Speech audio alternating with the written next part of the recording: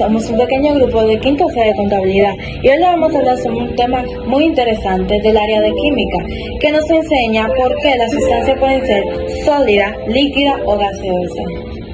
Todo eso depende de algo llamado fuerzas intermoleculares, que son las fuerzas que existen entre las moléculas. En este video hablaremos de casos específicos como el metano, el etano, el sulfuro de hidrógeno y H2S.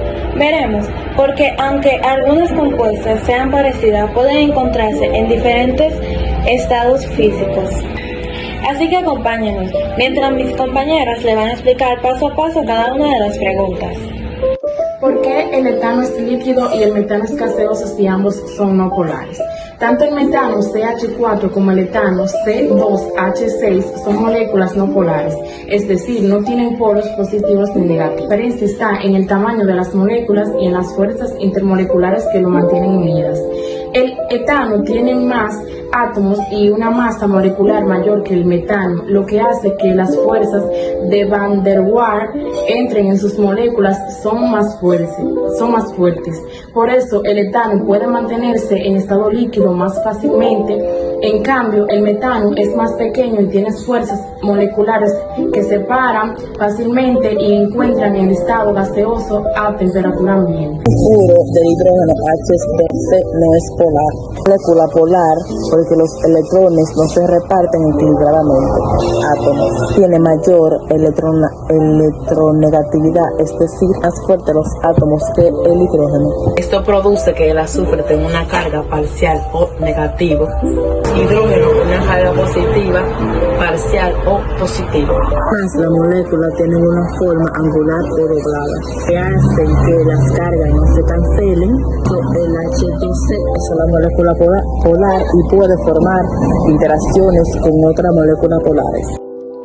¿Por qué el sulfuro de hidrógeno es gaseoso a temperatura ambiental? Aunque el H2S es polar, sus fuerzas intermoleculares no son lo suficientemente fuertes como para mantenerlo líquido o sólido. Esta fuerza se llama dipolo, pero en el caso del H2S son más débiles que la del agua. H2O, que tiene fuente de hidrógeno, una fuerza mucho más fuerte. Por eso, la temperatura ambiental, la molécula del H2S se separan fácilmente y permanecen en estado gaseoso. En cambio, el agua, gracias a su fuerte puente de hidrógeno, no se mantiene líquida en la misma condición. Las fuerzas de Van der Waals son fuerzas de atracción débiles que existen entre todas las moléculas, incluso en las no polares.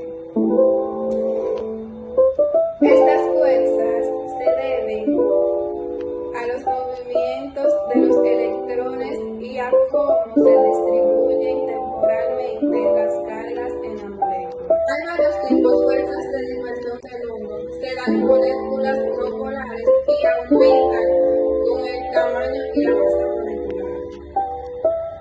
Fuerzas de dipolo.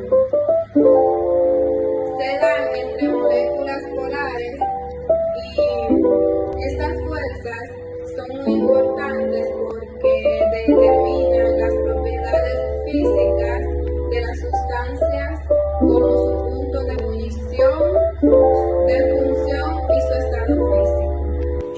Cuanto más fuertes sean, más difícil será separar las moléculas. En conclusión, las propiedades físicas de la sustancia dependen directamente de las fuerzas intermoleculares. El metano es gaseoso porque sus fuerzas son muy débiles. El etano es líquido porque sus fuerzas son un poco más fuertes. Aunque es polar, tiene fuerzas más débiles que el agua. Por eso es gaseoso. Las fuerzas de Van der Waals explican esta diferencia y nos ayudan a entender mejor cómo se comportan las moléculas.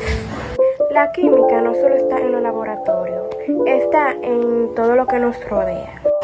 Gracias por ver nuestro video y esperamos que hayan aprendido algo nuevo.